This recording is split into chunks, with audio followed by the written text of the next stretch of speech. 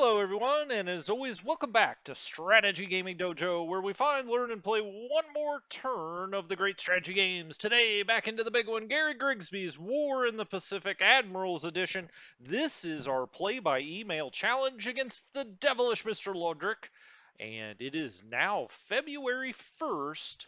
1942. This is the setup video. We just went through the combat. Well, I say just. I have to apologize. It's been a couple of days since I put one of these up. For no reason about the game itself, that was just personal. This game has gotten really interesting, and it gets even more interesting. Let me tell you, big teasers, right? Tune in next episode. No, it's really this has been a fantastic game with a lot of action so far. Just what you hope for in a game like this, because obviously this is such a massive game over such a long time period and scale that you could have a tendency if both players turtle up completely to have turn after turn of not a whole lot happening. That has certainly not been the case here, and let me tell you, we're a little bit ahead in the game. There's a lot coming down the way. So anyway, February 1st setup here. Where are we? I'm going to have to kind of refresh my memory a little bit because, like I said, it's been a couple of days. Let's go to the stats. Let's do that first. Check that out. Then we'll go just around the map and see what's going on, see where different things are moving, what we're trying to do, or what I'm trying to do. We'll go from there. So anyway, sorties. Look at that, over 10,000 sorties for the Japanese last turn. That's really something. I mean, when you're flying that many missions out, that's something. 5644 for us, the Allies. Air-to-air losses. He ran 10,000 missions and lost nothing air-to-air. Uh, we just, we don't have the pilots and the planes necessarily right at this very moment. Although I can tell you very shortly we start getting those Trop 2s, the British planes, into India, out by Ceylon, into Rangoon, into Burma, and things take a turn when that happens because those Trop 2s come in with really good pilots and they more than hold their own against the Japanese. Destroyed on the field, which I hate. 106, that's actually not bad for this point in the campaign. Most of that was all done in the Philippines. We haven't just, had planes sitting out on an airfield that we forgot about or something and they got bombed. This all happened in the Philippines. Destroyed by flak 0-0. Operational losses 4-3. Pretty normal. We're pretty even there. Again, he's running a lot more sorties than we are, so we would hope for more, but he's got a lot better pilots than we do. Long story short, it's about even now. Hopefully we can continue to damage planes. They can continue to take operational losses. I will point out we know for sure how many we've taken. We see fog of war here, so it's possible he's got more. I don't know. I'm just going to tell you the number we see here. We could guess, I guess, but hopefully it's quite a bit more. Is it realistically, having played the Japanese side? It could be. It could be a decent amount more, but probably, not enough to tilt the game or something. Political points, 706. So we now do have enough to buy out a regiment, a U.S. Army regiment. When you're talking about what's going to come out into the Pacific from a land force perspective, infantry perspective, you've got Marine units and you've got Army units. Now, I may be saying something that's quite obvious to most of you or many of you, but they're different. So, I mean, the Marine Corps has its own command structure. The Army has its command structure. So you really kind of want to, in my opinion anyway, you want to bunch the Army together. And a lot of the Army I actually have going towards Australia. So we'll put them on the landmass of Australia, whereas most of the Marine units I have heading to the islands. And, obviously, Marines, you think of more amphibious type units, more units maybe better situated to be out on the island. So that's just how I always like to do it. I don't, I try not to mix and match them. Like, put an Army regiment on one island, then a Marine regiment on the next island, then an Army. I'd kind of like to keep the Marines out on the islands and keep the infantry, the U.S. Army infantry, on Australia for now, and then later on, hopefully, anyway, Papua New Guinea and the Dutch East Indies, etc., etc. You get the idea. Right now, he's showing a minor victory. This doesn't really mean a whole lot. Of course, I'm going to say that, right? It doesn't really mean a whole lot right now. We just can't allow him to get to 4-1 when it comes to points. And you can see the points down here.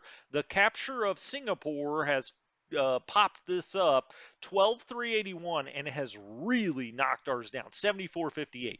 So right now, if he had 15,000 approximately, it would be about 2-1. We just can't allow this to get to 4-1. And you may say, gosh, he could never get there. He'd have to get to like 30,000. Well, no, because our points are going to keep going down in 1942 as we lose bases, men, and material. We may bottom out here at, let's say, 5,000. Then he only needs 20,000 to get a sudden victory in 1943, starting in January 1943. So just that's what to keep in mind here. We can't allow this to get to 4-1. If in any point in 43 that happens, it's sudden victory. Scoring, this is how it all breaks down: 510 Allied bases, 327 Japanese bases. You can see the aircraft points lost. So you're not gaining points by destroying his aircraft, you're losing points by losing your aircraft. Now, that could kind of inform a little bit of your gameplay. I actually think that that might cause you to be a little more conservative. If you get points for destroying aircraft, okay, you may want to be a little more aggressive. We're actually losing points when we lose aircraft. Just something to point out there. Army points lost. This is the same idea, right? You're losing points. You're not gaining points by destroying his stuff, other than the fact that when you destroy his stuff, he loses points too. Did that make sense? Okay, I hope it did. I guess it's two sides of the same coin in some ways, but when you're on the defensive and just trying to hold on to points, it could cause you to be a little conservative or just something to think about. But we've lost 52-63, most of that in the Philippines and China at this point, and now down in the Malaysian Peninsula as well. This is a huge number. Allied ships sunk 358. We're only showing 4 Japanese ships sunk. I think it's more than that, but again, it's fog of war. We don't know. We've lost nearly 2,600 points there. If you add those together, 7,800 points. That's got to be a record for any game I've ever played on this side of things, on the Allied side anyway. That's He's really taken it to us really well. Let's go to ships sunk last turn. Okay, and you see the Sonan Maru, which is a Japanese ship. Hey, 1 point. Okay. Now, you may remember we hit 2 battleships with torpedoes, and neither torpedo exploded, which is really too bad because we lost the battle cruiser Repulse. Now, most of the time, you're probably going to lose the Repulse. It's not completely baked in the cake. I mean, you can certainly get it into Singapore, and if the Japanese player is slow, getting to Singapore, or if you're quick, it doesn't take enough damage to where you feel like you can get it out. You can get it out like we did with the Prince of Wales. So usually the Repulse and the Prince of Wales, I say usually, always when you start December 7th, the Repulse and the Prince of Wales get hit. Okay, then it's a matter of what do you do with them? Well, you can try to get them out very quickly before the Japanese player has time to react. Or if they have too much damage, like the Repulse did, you could put it in Singapore for as long as you can and then try to bring it out. That's what I tried to do, but unfortunately, he just snared the Repulse. You can see that is a 200-point ship. Yikes. That's a lot. We lost 2 British destroyers. Now, these have been hit over by the Dutch East Indies, so it's not like, these just, all of a sudden near Diego Garcia got hit by something. They didn't. They had been hit in the Dutch East Indies. We tried to get them over to Diego Garcia. They were almost there, and then it says sunk by unknown. That means just, their flooding damage eventually got them. We also lost a little HDML, that's 1 point ship. So, 215 points. We had really been limiting this recently, but losing the Repulse hurts. Now, the Prince of Wales is sitting over in Colombo. I would love to get it out of there, get it off the map, and get it to Cape Town, or I guess Abaddon or Aden. or other ideas. But I'd really like to get it to Cape Town. But it's damaged, and do we take the chance of floating it out there? And then what happened to these destroyers happens to the Prince of Wales, and down it goes. That would be a real hurt. I think that's 200-point ship. Well, I know it's at least a 200-point ship. I can't remember if it's worth a little more, a little bit less than the Repulse, but it's a 200-point ship or thereabouts. Um, Group reinforcement schedule. Okay, what planes do we have coming in? We've got more Hurricane 2B Trops coming into Madras. That's awesome. These planes, you can fly them up at 25,000 feet. So you generally have an altitude advantage over the Japanese, which is super important in this game. They have very good pilots. The Catalinas, this is really important too because we need all the recon we can get. And let me tell you, what's coming down the pike. Well, I mean, you know what? I'm not even gonna spoil it. But I will say this, man. These Catalinas, you need these out there doing recon. These will both be coming into Madras in India. So these uh, hurricane trops we can either put in Rangoon, Colombo, Bombay, someplace like that. The Catalinas will want to get probably Colombo, just to get that big wide range that they have. We've got Fulmer 2s coming in. These are the British fighter bombers that they prefer on their early carriers. So we'll get 24 of those total. So that's awesome. Blenheims, okay, we see that we're getting the Walrus 2 and the Seagulls. Never forget, you get recon planes, a couple or one here, four there, on, a light cruiser or battleship. They do have recon planes that can fly off those. And so you do get those as well. I don't remember. I'm almost certain the Seagull gets lowered down into the water and then is like a float plane almost, but don't quote me on that. But actually, I should look that up. Now I'm kind of curious. What's a DH-84? I forget. Oh, it's a transport plane. That's right. So we get some transport planes into Darwin.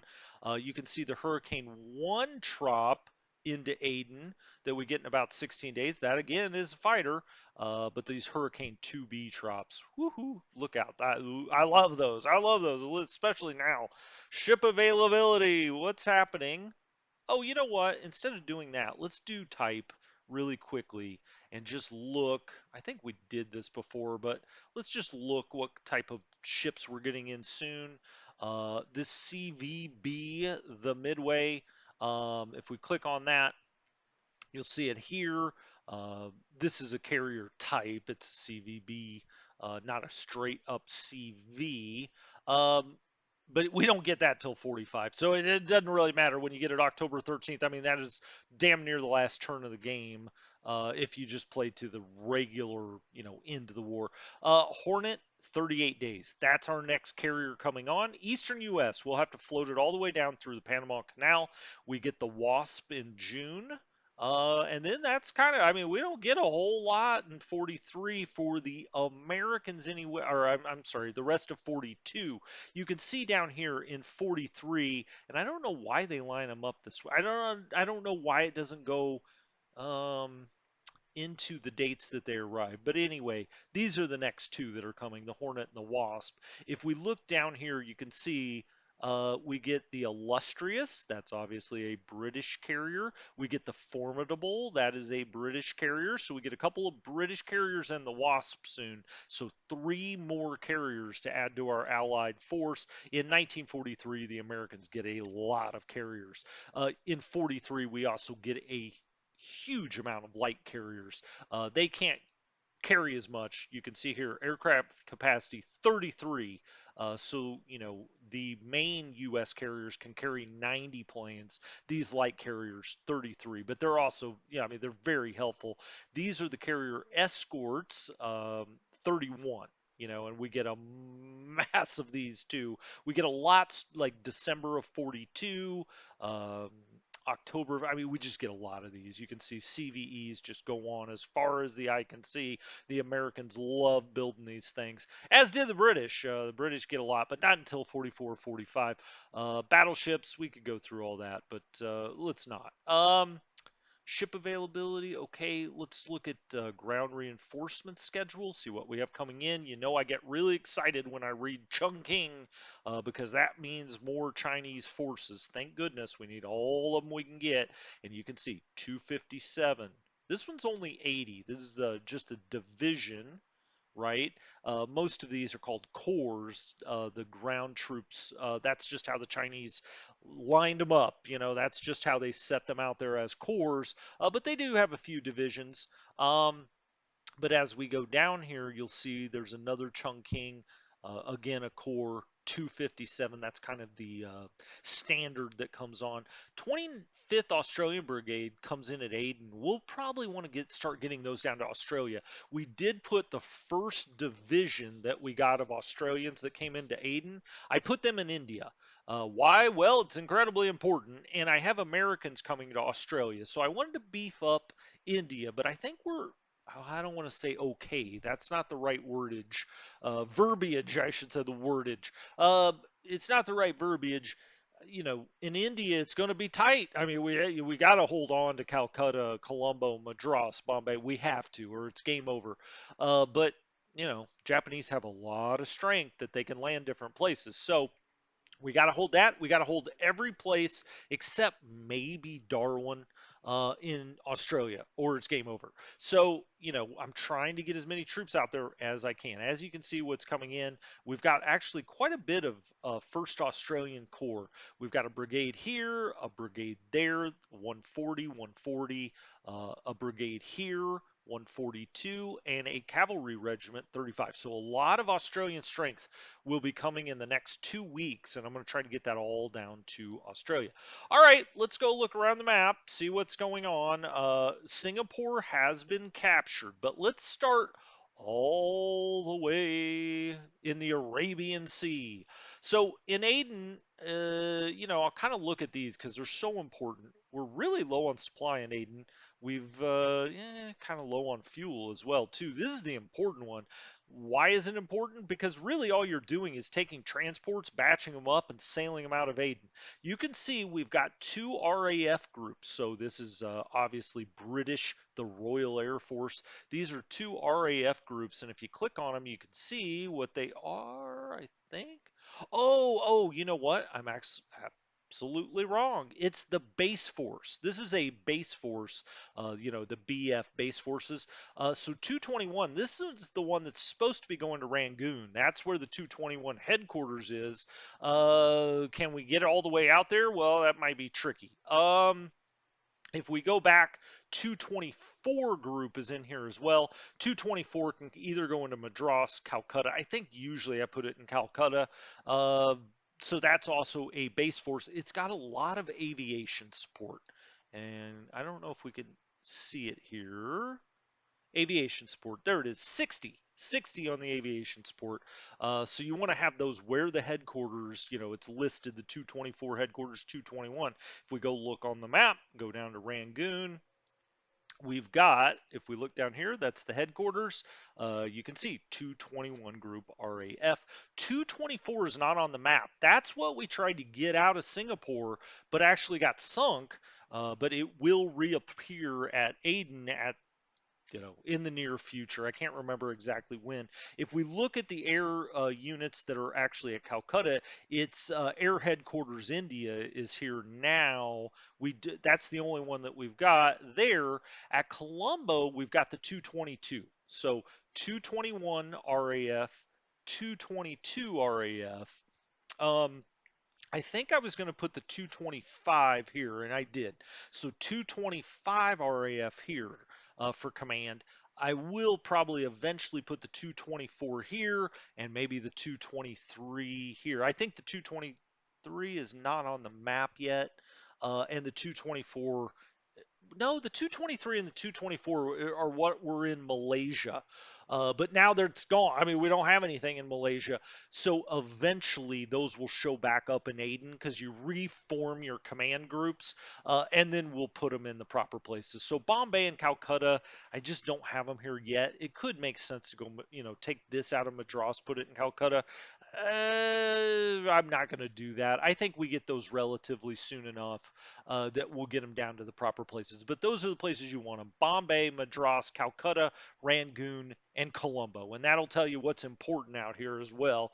Not that, you don't want the Japanese landing at Chittagong either, but those are the main urban centers that you're worried about. Okay, so things are just coming out of Aden, troops, base forces, so on and so forth.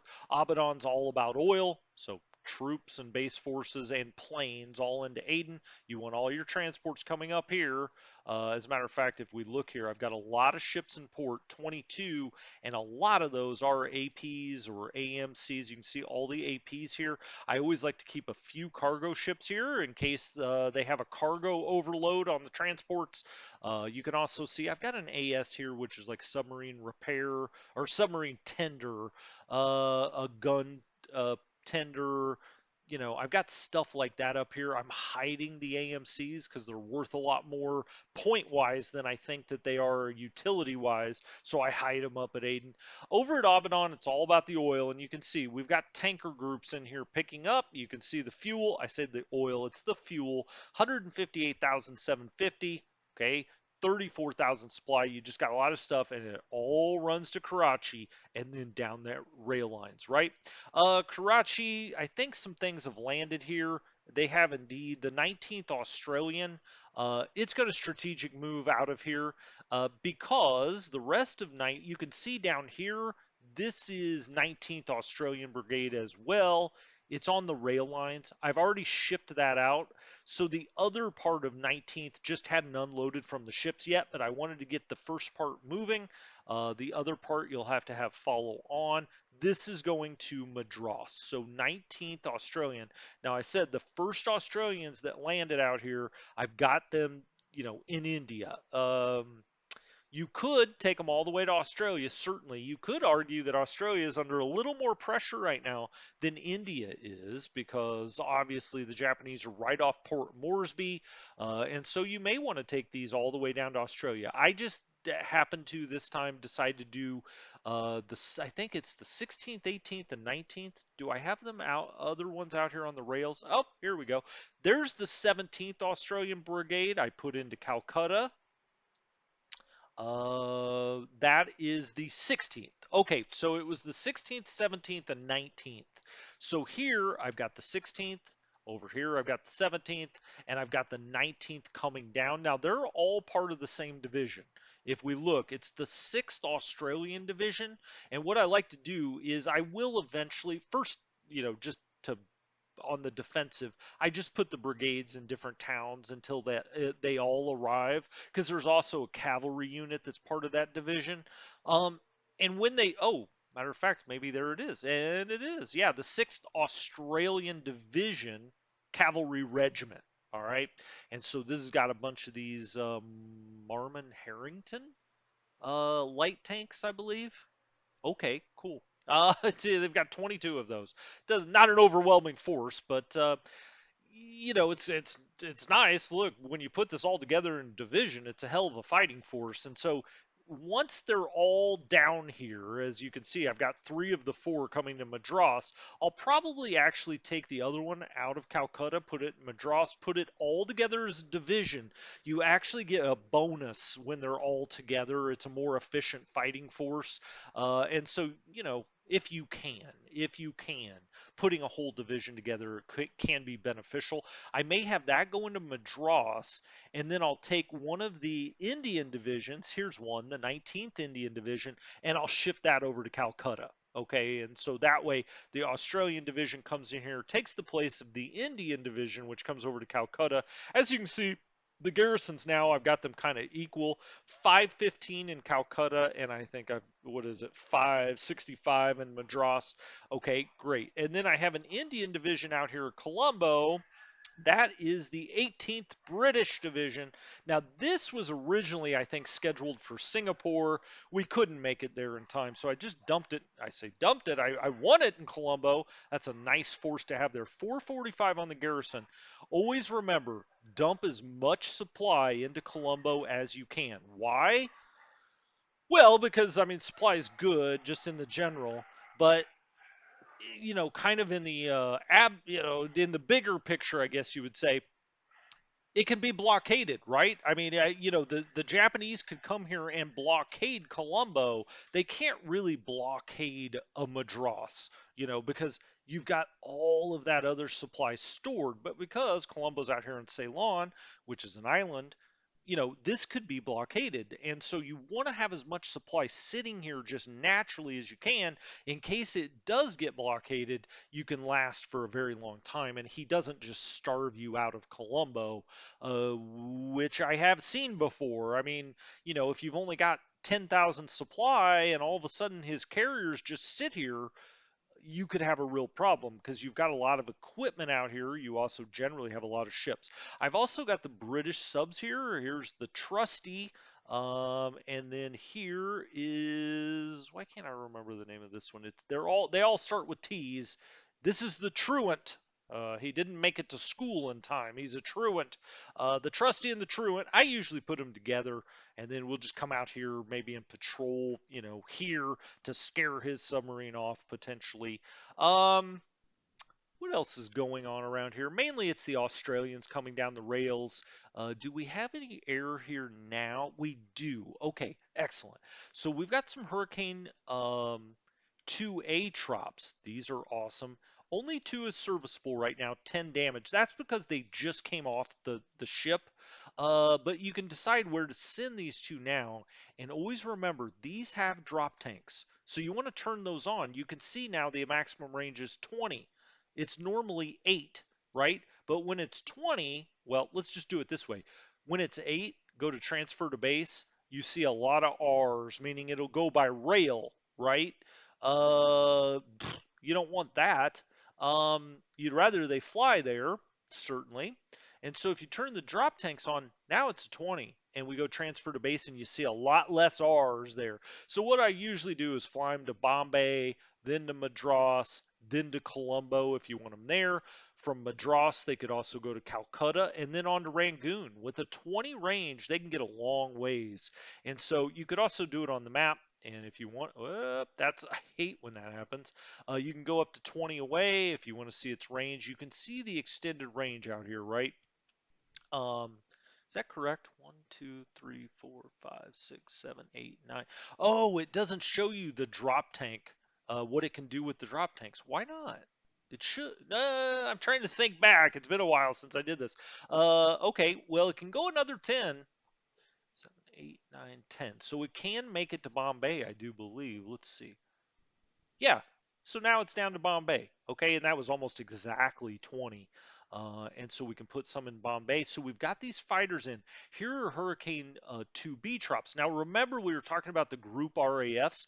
This is a 224. The one I just transferred, I believe, was 221. Let's go look, which means really it's kind of ticketed for Rangoon. You don't have to keep it this way. You can change its command into this, and it doesn't cost that much to do it within the India command. So if you wanted it to be 222 and go to Colombo, that's fine. Switch it over. It costs you 8 points. If we flip over here, 8 points to change its command. It can go to Colombo, but I'll probably keep that 221 and take it all the way to Rangoon because these guys can really, really match up with the zeros. Oh, that reminds me, aircraft data. Now, why was I saying you could fly these so high?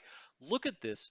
Their maneuverability doesn't really go down that much. You could fly these at 30,000 feet if you want to, almost guaranteeing you're coming from the top of the Japanese. And so I think, fly them at 26,000 feet, 25,000 feet, um, something like that. But really, I mean, you could fly them all the way up to 30,000 feet with no maneuverability problems.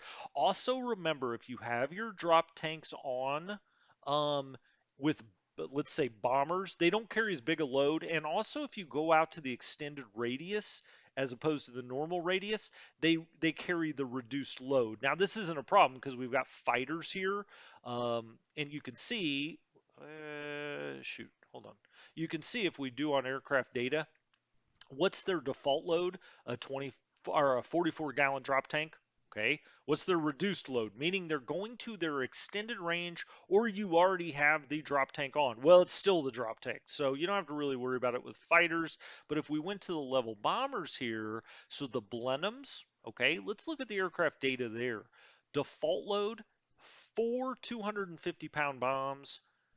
The reduced load is 200. I mean, that's a big difference. It's a 50% or, really 100% reduction of what you've got. Let's call it 50%. You're subtracting, two off of here in your bombs. It's always something to keep in mind. Now, why would it go to reduced load?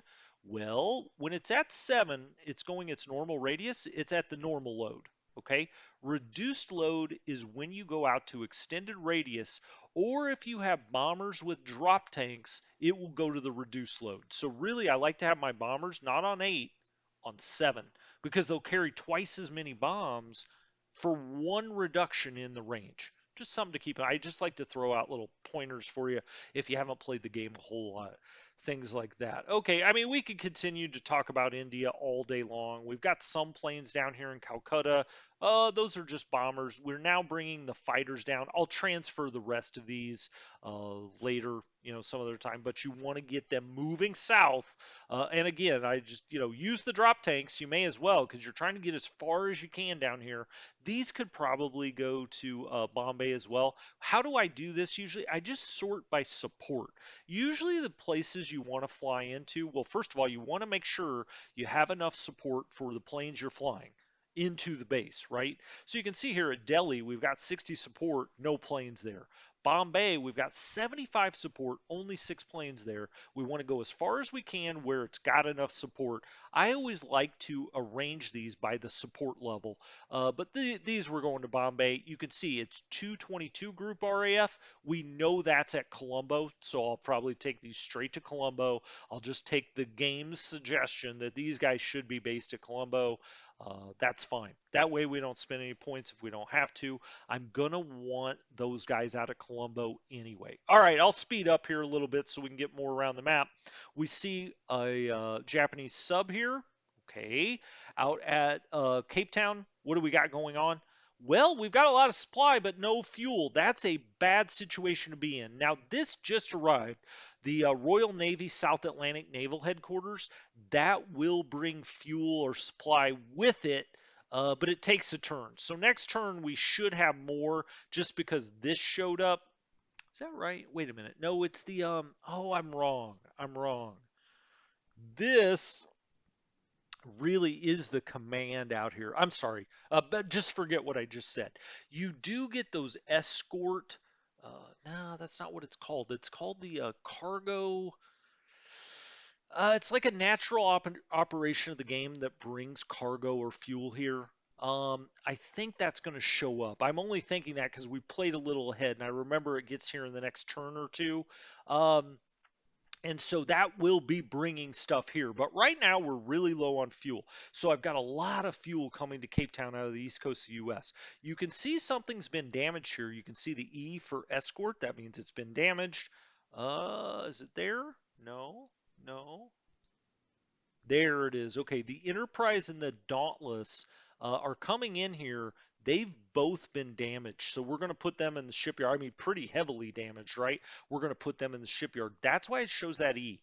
And just because it's in these, what I call the penalty boxes, doesn't mean you can't look at the task forces in there. I mean, click on here and you can see it shows you the ships just like it does any other place in the game. The Stronghold and the Jupiter, I've got them coming out to Cochin.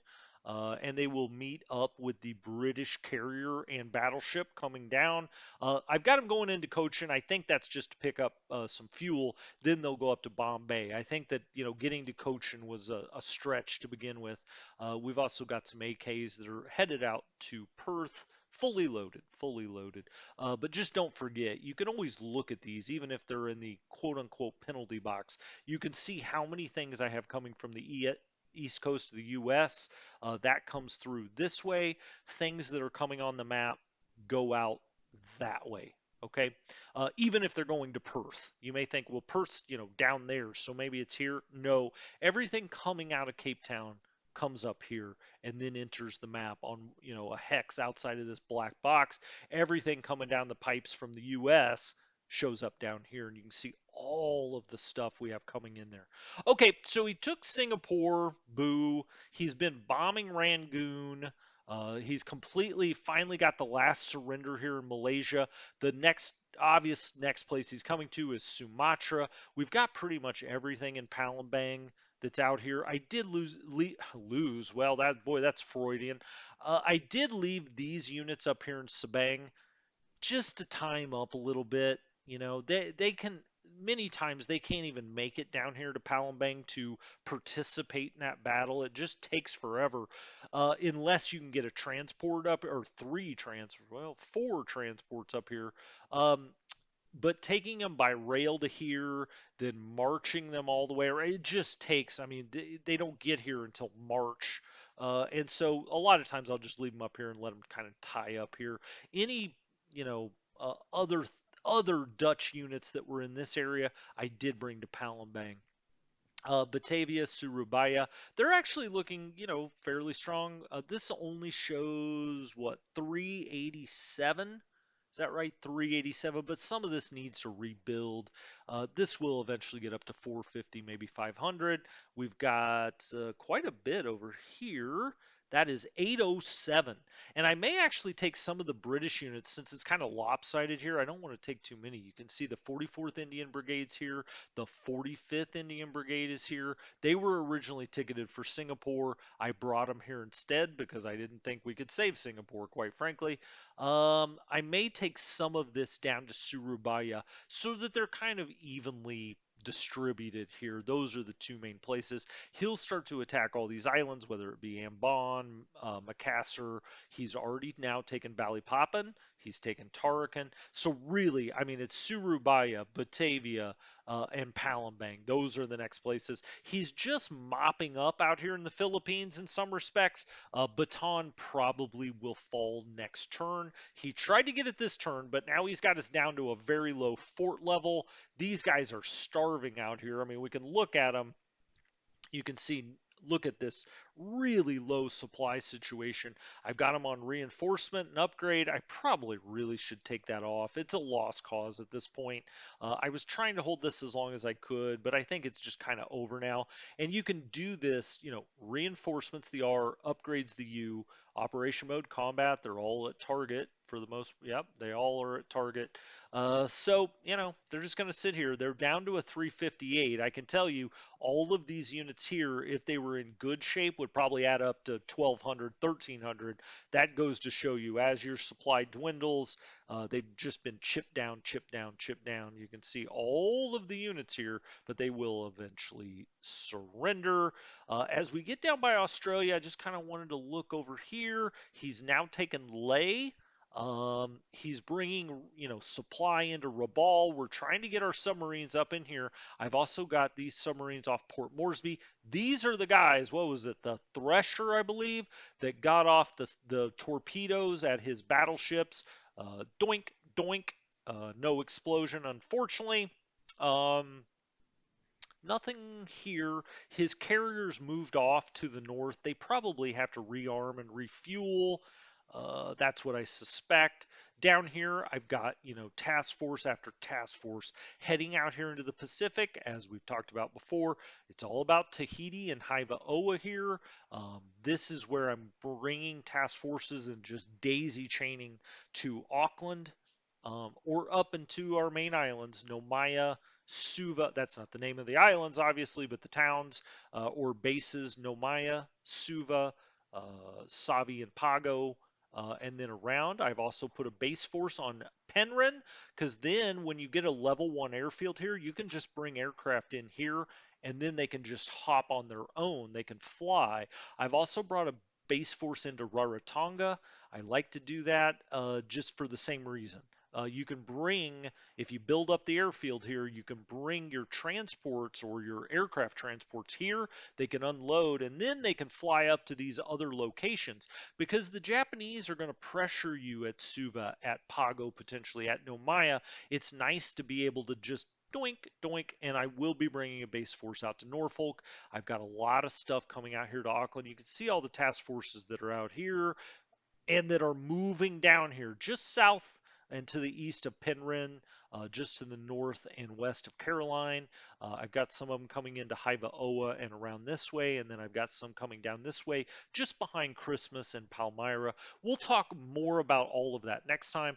But anyway, when we come back next time, it's going to be the combat resolution, February 1st and 2nd of 1942, and we'll see what happens next. Like I said, hold on to your hats, boys. It's going to get hot out here in the Pacific. Anyway, this has been Strategy Gaming Dojo. I'll talk to you next time. Have a good one.